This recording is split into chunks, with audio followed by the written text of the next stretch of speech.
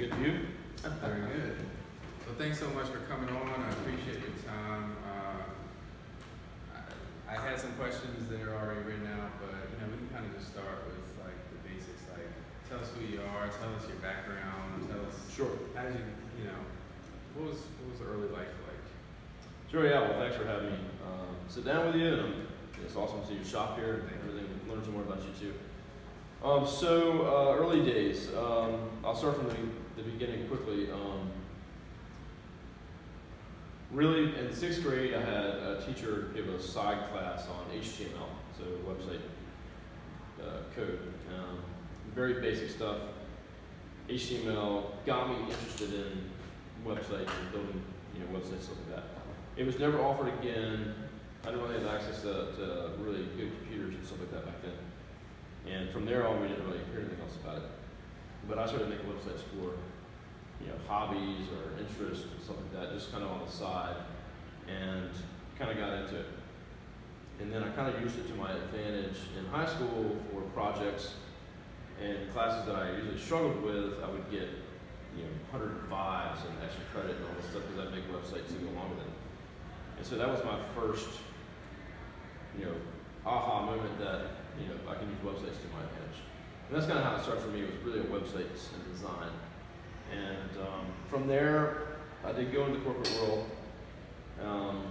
for a little bit of time until I kind of clicked to say, hey, wait a minute, there's something else I can do here.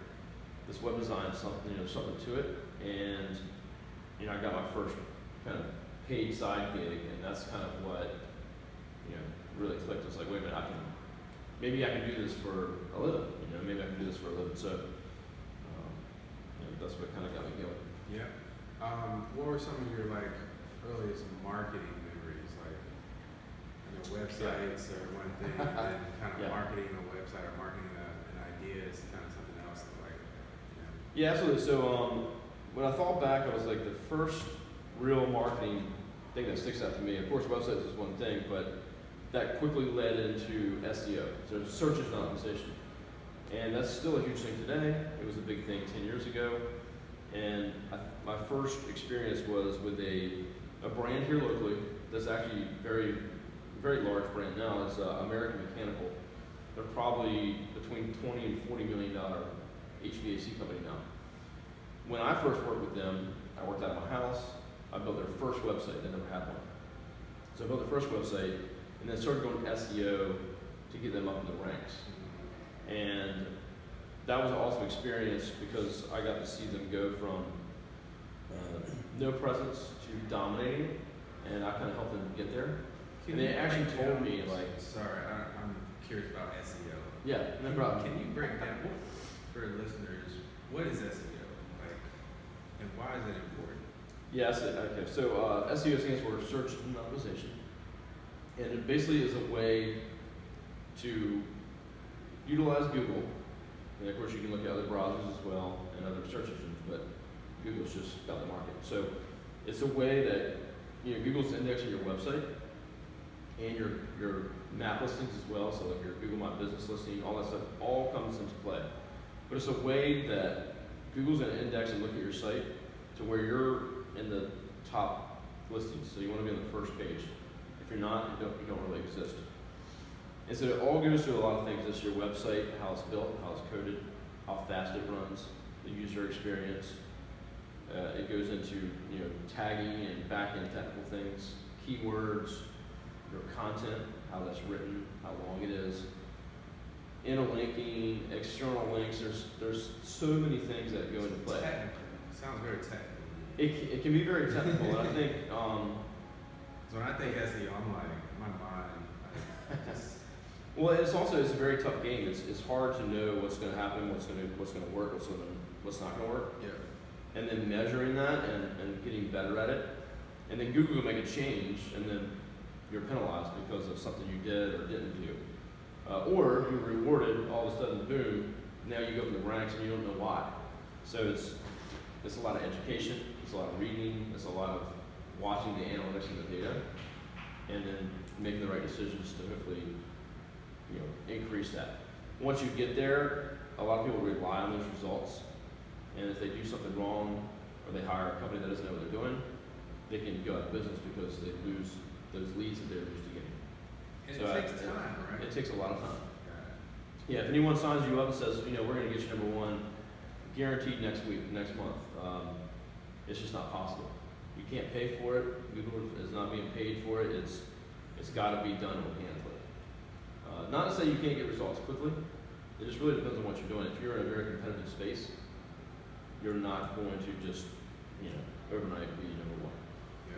And so it's just constantly, there's tactics and there's articles and there's influencers out there in the space that you just have to constantly watch. So it's just an ongoing effort, and it takes a lot of time and money to really, you know, accelerate it and doing it. So. And, you know, fast forward, so you worked in corporate America for a little bit, and you decided you wanted to start a business. That was an easy transition, and away you go. No. It sounds easy, right? How did that happen? How did you kind of start? So yeah, I was in a corporate environment at an engineering firm. Again, I kind of did websites just for fun and on the side, and I continued to do design, and I actually had an art scholarship, so I was really into drawing and painting and all that stuff. But again, from corporate, I just separated that, saying, you know, this is my job and this is my hobby. And what really got my interest was I got out of the office and met other people, and then started to meet entrepreneurs, and just got the bug. I just got excited about it. How were you meeting entrepreneurs and just people? Like, were you going to networking events, or were you just cold emailing an entrepreneur like, hey, I want to pick your brain? Yeah, actually, I joined a group. Well, I visited a group called the Technology Council, which is now Hampton Roads Innovation Collaborative, which I'm a member, or the marketing chair of. I don't remember how I got involved, but I went out to one of their meetings, and they just kind of welcomed me in. Hey, come back. We have a board meeting tomorrow. Come to that. You're not a member, but that's okay. And so that group is just full of entrepreneurs and technical people, and a lot of high-end people at like Cox Communications and CIOs and stuff like that. So just people that I wasn't used to hanging out with. And I was just like, I want more of this, and I want to be around these people. And that kind of led to me getting leads to where I could do work, to where I made enough money to quit my job. That's awesome. And so just putting yourself out there and networking and meeting people that inspire you, I think is, you know, it can make a change in everything you're doing. And once I kind of had the bug, it was like, okay, I'm out of here as fast as I can. I kind of checked out. I told my boss, you know, that I was, you know, I didn't want to go too far with not producing work, and they could see the change too. So they were like, yeah, we see a change in you. You're not as productive, and you know, I was done. I just couldn't focus on anything else but starting this business. So yeah, that was it. Yep. And you know, I think it's an interesting time for that. At least for me. I mean, I worked in corporate America for 7 years and been doing this 3 years. It seems like there's like a first year, or I don't know, maybe those first like 90 days, like once you actually kind of, you know, Jump ship. jump in the water, it's like, all right. I need more life jackets. Yeah, you know, you're staying busy. Do you remember like kind of like how did you organize yourself, and how's that compare to how you organize now, like with time, with Sure. planning for clients? Like, how does that look for you? Yeah, so there's definitely a big difference there. So when I first started, it was just nonstop work. I had no kids. I wasn't, you know, I was with my wife, but we weren't married yet. But I just had all the time I wanted. So I would work late. I'd work, you know, every hour that I could. But it was required to pay bills. And it was just so exciting that you just didn't want to stop anyway. Yeah. So really, but my time management has never been great. And back then it was probably terrible. I just did anything anyone asked me, any client asked me, we would do it. I would do it. Versus today, it's all about time management. I got family, I got kids. You gotta get your stuff done, but it's definitely shifted towards, okay, here's my 4 hours when I'm working. I definitely get up early. I used to be a late night person because of my background in website development and design. You know, you're a night owl, you work late. Well, about 2 years ago, I switched to 5 a.m. So I get up at 5 a.m., I get up, it's quiet, I get tasks done, I go to the gym, and I do so much before 9 o'clock that most people are just getting up or just getting to the office. I've already accomplished everything I need to, emailed everyone, touched base with everybody, and then now I have the rest of the day to do things like this, or talk with clients, or talk with the team. And the reality is, the core hours of the day, I'm not getting a ton of real work done. It's really difficult because the team's always, asking questions. You're reacting to, inbound emails and questions from the Absolutely. team. Got it. Yeah, but at least I know that in the morning I've gotten caught up and I got a certain amount accomplished. Yeah, you control it. And then on the other side is me and Eric, my business partner. We spend a lot of time with process and documentation and things to where, at 5 o'clock, even the team can go home and be done, where we used to just work all night. Now, of course, we have support, and we support a lot of clients, so there's things that have to happen sometimes on the weekends or at night, and any of us will step in to help out. But our time is way more managed than it used to be. How did you meet your business partner? I met Eric at an entrepreneurs organization event. Before we were able to be members of the group, we were strategic alliance partners. So basically, you could pay to be a sponsor or do something in kind. So we built the website for EO, and we hosted it, and they basically said, all right, we're going to let you be a sponsor or a alliance partner. And so I just, used it to its full advantage to meet members, to get work, and then, all the learning opportunities that they offer. So I met Eric at one of those events. He was also an SAP, so they call him a strategic alliance partner or SAP. So he was under $1 million, I was under $1 million. We were just there as SAPs, and we just met at an event that they had. That's awesome. Shortly after that, I had a big client of mine have a need for a project that we could handle on our own. Eric owned a software company. So basically, I pinged Eric and said, hey, I need help. Would you be willing to look at this job? It requires software that's out of my scope of capability. And he took a look at it, and we signed a deal with a client, and then we kind of started working together as two separate companies. That led to another project, and we eventually just discussed merging the two companies. He lacked the design side, and I lacked the software side, so we merged about a year or two later and started Ray Digital. So Ray Digital. Yeah, I was going to ask you, tell us about Ray Digital. tell us the company, what do you guys do, what type of services do you provide? Sure, so Ray Digital is a award-winning digital marketing agency. And we focus on the 4 pillars, or what we call the 4 pillars of digital marketing. Now each pillar can have a ton of other services and things that you can put in there, but we cover the 4 things, which are websites. So we design and develop high-performing websites, which we fully manage. The other part is SEO, so search engine optimization and content marketing. Then you have organic social media. So we design, create post content for clients on any kind of social platform and engage what we call community engagement, I guess. And then there's the highly targeted online advertising. Now that could be on Facebook, Twitter, Instagram, LinkedIn, Google as well. So we're Google partners. Google Ads, Display Network, you name it, we can get in front of people. So what we really do is take a holistic approach around those 4 pillars. How do we use all 4 of these things at their best, and how does one, multiply the next one?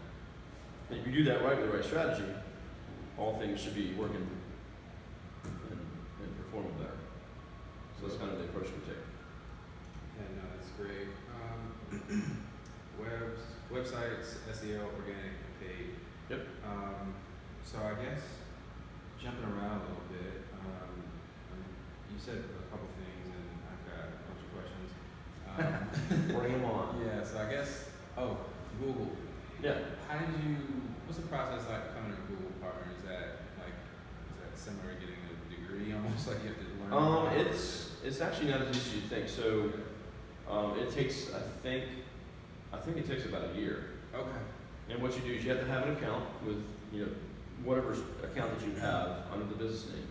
So whenever that account started, you have about a year or so that they evaluate that account. So for one, I think you have to spend $10,000 a month in advertising through Google Ads. Yeah. For 3 months going. That's a good like floor to be like, if you're not doing this. Yeah. So if you're a company and it doesn't have to spend more than that. So first off, you have to have enough clients that are going to spend that much. Now we have single clients that spend more than that, but I believe it. back when we started to get this, we didn't have a lot of clients that we spent money on. That's your first thing. The second thing is you have to keep them a certain amount of time. So if we had clients drop off, then that goes again, you can lose your partnership. And then the other big thing is conversion. So if your ads are not performing and you're not getting leads and conversion for your clients, you also won't qualify. Mm-hmm. So you can't just spend 10 grand. I can't just take 30 grand from the bank, spend it all, and then go, okay, I'm a partner. It's all about the retention of the clients, and it's also about how well that money was used, and that you got a good return for your customer. So it means way more than just a logo, that's for sure. And on the other side, there's also another part is you have to have a certain amount of certifications within your staff. So my staff has to have a certain amount of Google certifications on record with our company for us to actually keep our partnership. So like Jake Maines, he's got his AdWords certification. I have my digital sales certification, which is sales related, but it's basically we know how to sell and offer Google products. Yeah. And I think we have 5 or 6 like individual certifications. So this has to be maintained every year. And so if not, they'll drop off, and Google will say, hey, you're in risk of losing your partnership if these aren't met. So it's actually a lot of work, and it's a continued process. So That's yeah. good insights. So something else that I know you do, Kevin, that's really interesting for podcasts. How's that? How did that come about for you? I know you're like hundreds of episodes in. Yeah. So we have a daily podcast called Journey to 100 Million, and it kind of started with the whole push into voice technology and the smart speakers. My business partner is big into voice, and went to the Alexa conference in Chattanooga, Tennessee. And there's all of these. I mean, the data's crazy. The smart speaker took faster than smartphones, and it's, everyone's got one. It's in your truck, your car, wherever. So with the rise of that, we looked at the opportunity to do a podcast or a flash briefing, and so we wanted to make sure it could be a flash briefing. So back up a little bit, I gave a talk at 1 Million Cups, and it was basically like, since our company was new, but I'm not new to business, but it was kind of a new brand. I asked them, hey, can I come and talk? I haven't been there in a while. I said, yeah, you can present, Array Digital. So it was kind of weird to pitch us as a company startup because we were making money and we had good revenue, but we are a new idea and a new brand. And so they let me pitch, and I said, well, I need to pitch. I want to pitch where we're going, and basically see if I get any feedback. And I had to call the talk something, and I called it on a whim, Journey to 100 Million, because we had just kind of set a goal for ourselves that in 2030 we want to have 100 million in reoccurring revenue. So every year we're going to make $100 million. And so that was kind of aggressive, and people were like, "That's crazy," and it kind of got attention. And so I did the talk, and Eric was kind of back in the office the next couple of weeks over the holidays. Was like, I want to do this podcast, a flash briefing, and what are we going to call it? And I said, what if we did it together and we could do an episode every day rotating? And the name of my talk was Journey to 100 Million, and that just kind of, boom, let's use that. And so now we record and have an episode every single day, about 5 minutes, so it's really easy content. And it's really us sharing day-to-day business tactics and tips and tricks, or failures, on what we're doing in our business. It can be team-related, culture. It's not usually marketing related, so it's not really related to what we do as a business. It's more, business to business. It should relate to anyone that started a company. And we, every once in a while I give sales updates. Hey, our goal is this year was 1.8 million, and we actually exceeded that. We're probably 2.2 million. But I'll go give an update. Hey, guys, we've hit over 2 million. Our goal for next year is 4 million, and we kind of track that because it's the journey to 100 million. So we want to come out now. If we have a big decrease and we fall behind, then we have to also come out and say, we're falling behind. We're not on track.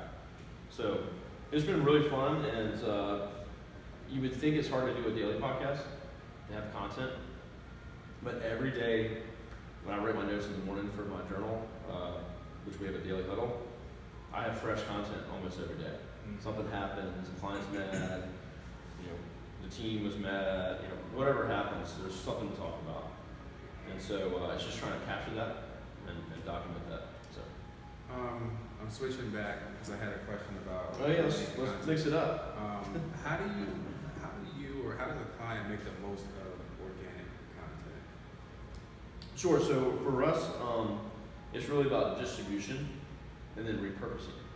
So two things: so distribution and repurposing. So for one, if you put together what we like to call a pillar piece of content, so that'd be maybe a video of me and you sitting here interviewing. Well, that's a pillar piece, right? It's a high-produced piece. It's long. You could also do an article as a pillar piece of content, a really long article that you put out in the pilot, inside business, and then you put it on your website. Well, take that piece of pillar content, and now you can slice that down into many pieces of content. So say an article, if you take each heading of each section, and that's a single graphic social media post, and you break it up into pieces. And then of course you can link to the full article in each one of those and say, hey, tip of the day, and it's just a heading from our quote from the article. And be like, hey, this is, I love that, Hamilton, that's awesome. Oh, actually I wrote an article, here's the link if you want to read the whole thing. But you can spread that over weeks. And then also you can make a video about the article that you put on YouTube, where you're basically just regurgitating the article.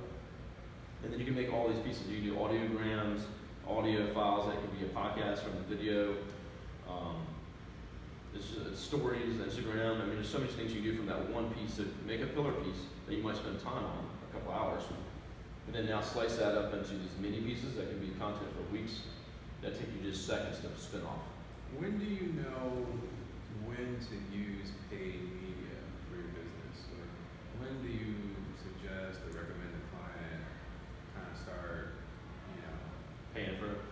Yeah. So obviously budget is a concern. If you don't have any budget, organic is, the only thing you can do. It's your best friend. Obviously being in guerrilla marketing or having events here at your space or whatever it has to do, whatever you got to do to make some noise. And actually most of the stuff that we do that makes noise and people say, hey, we've heard about you, we don't really do paid advertising. We do a small amount, even for ourselves. But we've done things that get people to go, hey, we've heard about you. You're making noise. We see you guys everywhere. It's all mostly organic. Yep. When I say to do paid is if you have the budget, you're looking for leads, like today, that's hard to do with organic. I can make noise, I can make impact, and it's going to take time for people to go, hey, we want to talk, or I got referred to you, and that's huge for us. But if I want leads right now, I have to be there when people are looking. So you got to go to Google Ads, or be ranked number 1 on SEO. If you can't be ranked number 1, you have to supplement that with ads. So when I say intent, that means I need a plumber. So I'm looking for a plumbing company. Well, there's a pretty good chance that I'm going to hire a plumbing company either right today because I have a problem, or this week I'm going to hire one because I'm looking for it. So if I can be there in that space, then I have a chance to make that sale. Just like your bags, if I search for recycled clothing apparel or whatever, does your ad come up in Google Shopping or not? If it does, people go, oh, let me check this out, you got a chance. So it really is just, it comes down to budget though. There's also, if you don't have, say, for each minimum, each platform, we recommend a minimum. Yeah. Because if not, it's just a waste of your money. Yeah. What are those minimums in your eyes for e-commerce right now? I know that's so nuanced. Yeah. So, well, for us it's a little different. I'd have to remove Array Digital from it because we charge a minimum fee That's fine. where it doesn't make sense for us to manage it for you and get any bang for your buck. If I remove myself and our company out of it, you know, if you're talking about like Facebook and Instagram basic stuff like boosting, I mean, it could be $20 a week to boost post. It's going to increase your reach. It's not going to really gain you sales. It's going to gain your exposure and likes and stuff like that. If you're trying to do targeted advertising, I would say on Facebook or something like that, at least $500 a month Yeah. that you'd want to spend.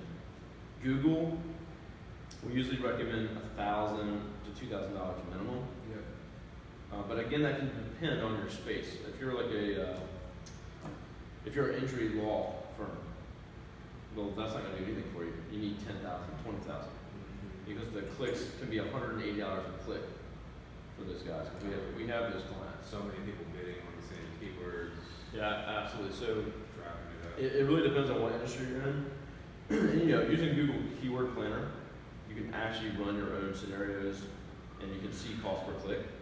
You can see the search inventory, and then you can kind of get a sense for, okay, if I spend $100, what am I going to get? Is it worth it? So it's really an evaluation, and we usually do that for free for companies. We come in and do a full review, and we'll show them, hey, here's the search inventory in the market, and here's how much you have to spend to get X percent. And they can decide from there if that's a good, you know, spend the, you know, use of the money or not. And we'll recommend it too. Hey, there's huge potential right now. You could crush it. Your competition's not doing anything. Or it's the other way around. It's very limited. There's not much search, and we don't think you're going to get a return on your investment. And we don't want to do that for you. So, you know, consider not doing this. Let's look at something else.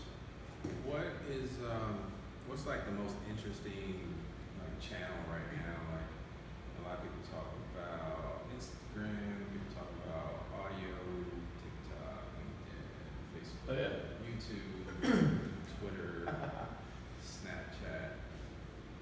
There's a lot of stuff out there. Maybe some Reddit, you know, maybe some forums, Facebook groups.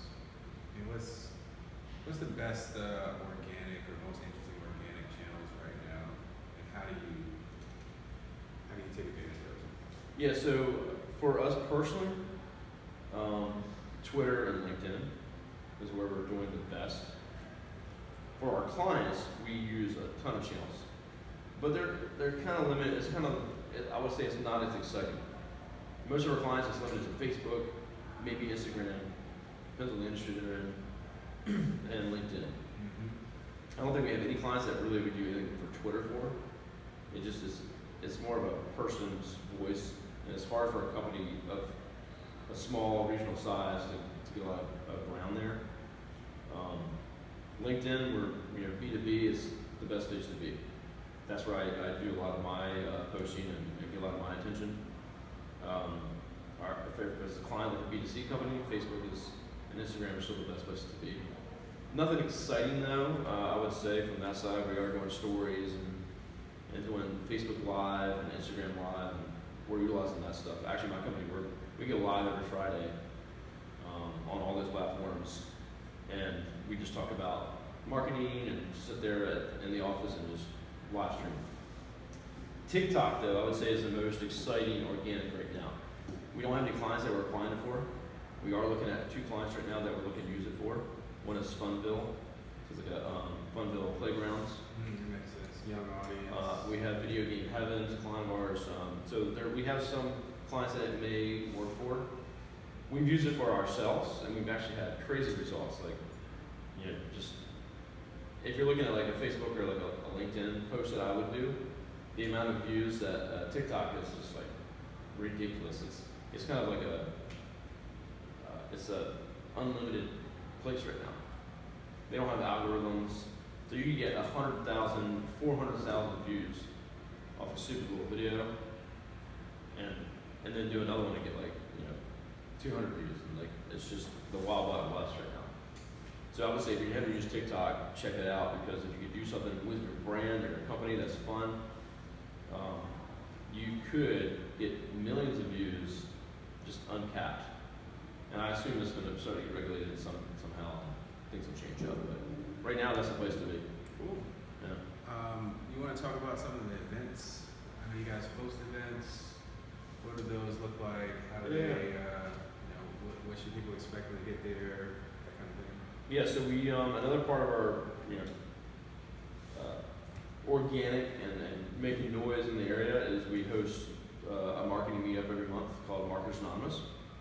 And we get about, I'd say 35 to sometimes 60 people come out to those. We hold them at Waterside in Norfolk. And we invite marketers in to talk about marketing tactics, things that, like I'm talking about here. So, and we've had competitors, we have agencies in the room, it's not just us, we open it up to anyone that's in marketing. And we also bring in business owners and entrepreneurs that have been at the front lines of growing their business and what they did and tactics that work for them. So it's a really cool community. It's a free event, and that's grown. I think we have 300 or 400 members, and it's a non-paid. It's not like an AMA. It's not a membership type of thing. So this organically grown, and now we've actually spun that into what we call the State of Digital Marketing, which we're going to host in February, and that's going to be a 200-person event where we basically come out with the 5 biggest trends that will affect your business for 2020.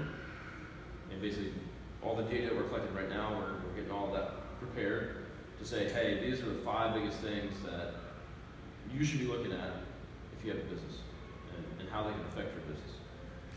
And so really we want to the events help us put a stamp on, we own this market. Digital marketing wise, the very digital is here, and we're just gonna take it. And that's kind of fun to do. It's it might not sit well with everybody, but the events have really allowed us to kind of say, hey, this is us. Love it. So if you have something like that in the industry niche, I would consider doing the same thing. What are like some of the biggest takeaways for 2019? That we're ready to turn the page over on the year. What kind of anything? I think for us this year, we really we saw the power of Instagram this year. We really learned a lot there. That worked out good. It worked out really well. We also learned a lot about brick and mortar this year too. So we learned about events, we learned about audio, but I feel like the learnings about audio is definitely on the early side. But I don't know. I'm curious. You see a lot of companies, clients, anything that maybe you didn't expect or things you just didn't have a thought going into. I didn't know that events would really be such a thing to do. But yeah, it's a little more grassroots and kind of on the ground, but events have been huge for us this year. A couple things I would say. We started off the year, gun ho, ready to go, and we had a lot of great sales come in early in the year. But the unexpected was we lost a ton of revenue at the same time that we lost some clients that we had just signed because of some issues with onboarding and some things that we sprung into action. We do things with lessons learned. So we figure out what's wrong. We sit the whole team down and we discuss and we fix those problems. So we fixed a ton of communication problems, and that has led to losing no clients the rest of the year. We fixed a lot of problems that, as we grew, they kind of came upon us. So that was a huge thing for us, and we fixed those things, and that was a lot of lessons learned. And that's allowed us to kind of grow the rest of the year to where we're at. So that was a huge thing for us. The other thing was, we had our first sales. We hired our first salesperson, and we were kind of exciting. We were concerned, excited, and we weren't sure what to expect. That's been great. Glenn has been crushing it way beyond our expectations. He'll be climbing up on $1 million in recurring revenue sales, and he's only been with us for 8 months or so. So how'd you find Glenn? he actually worked at Wavy, and I think they lost a good person there, but so that was kind of a learning experience as well. And then now transitioning from you know, I was going to like all the meetings with him and being side by side, and then now saying, okay, let's fan back out because we want to keep growing. You know, Eric and me and him all can be selling, and now we're looking to hire another salesperson this year. So getting into sales and having someone come in to do that for us was a whole new learning experience. We had to get a lot of material together. We had to have processes for it. Because just me and Eric, we could go sell, and it's easy. And we don't have to document all this stuff. Now we have to track and document it, and so that's been a big thing for us. And then, setting goals and then pushing them. You know, we kept setting goals, hitting them, and pushing them. And I think that's how we were able to, we lost like $20,000 in like the first quarter, like it was like a hard hit, and we still came back and blew away our revenue goal. So that was a huge experience for us, and then not getting too excited about hitting that, and then now we're setting goals for next year to be like, okay, let's push it even more. What do you have any mentors, or you go to someone that's you can bounce ideas off of, or you just kind of figure it out? Yeah, honestly, I don't have any like set mentors and that I spend time with every month on a consistent basis, and I really wish I had or put forth some effort to do that. I have a lot of people that I look up to and I rely on, and my business partner being one of them, Eric. He has got his crap together. He's an EO too, so he brings home a lot of knowledge to the office. But EO entrepreneur. Eric keeps me motivated. He's constantly trying to get better, constantly learning. So me and him sit down all the time and we make decisions in the business. But outside of that, it's really just Zach Miller. Actually, we do have Zach. And I'm sorry, Zach, that I didn't think about that at the beginning when you're hearing this, but we engage with Zach on a monthly basis, and Zach brings in just a different set of eyes, a different perspective, and kind of smacks us around a little bit. When we say, hey, we're going to do this state of digital marketing, we mentioned it, and then the next month he's like, all right, what are you guys doing now? How big is it going to be? It's got to be huge. It's got to be this. It's got to be that. And have you guys started it yet? And have you planned it yet? And so he kind of pushes us to like, hey, you said you guys are going to do these things. I'm here to push you to do them. And so Zach's been huge for that. And he just, he always pushes a little bit. Hey, you guys said this. Why don't you push it for this? And why go small when we go big? So it's great. So that's been huge for us. Is having Zach, and he meets with 3 of us every month. Actually, my whole management team, so 4 of us. Zach spends an hour with so 4 hours a month we have Zach. Sometimes having that outside kind of, not necessarily coaching, but just outside opinion sometimes can just be refreshing. Oh, absolutely. Just thinking, you think about the same problem you're trying to solve, someone comes with a fresh perspective. Absolutely. So it's just, it's not like we're sitting down and doing coursework or coaching in that sense. It's Zach listening, and then Zach saying, hey, what about this? You should do this. And that's worth this weight in gold right there, just having that perspective. And Zach's done a lot of amazing things, and wrote his book, and he's been out there. So even if he hasn't done exactly what we have done, he can still bring some perspective and his thoughts, and that helps him. It's awesome. Yeah. Well, where can listeners find you? Where would you want to be followed? So for me, I think LinkedIn is just, I'm on Instagram, I'm on Facebook, and all these things. LinkedIn is really, for one, it makes sense because that's where our potential client is. But that's been the biggest growth for me. I think I'm almost around 13,000 followers or something like that. And my posts get way more traction, more views. And so it's just hard to kind of like switch off that and go to try to do Instagram all day. So I would say LinkedIn is the best place to find me. Yeah. That's where I'm going to respond the most. I think that's where me and you started the conversation we'll here. link that up in the show notes. Yeah, so if you just look for Kevin Daisey, I think all my ads are at Kevin Daisey, that's Daisey. Or literally you can just Google my name because it is unique.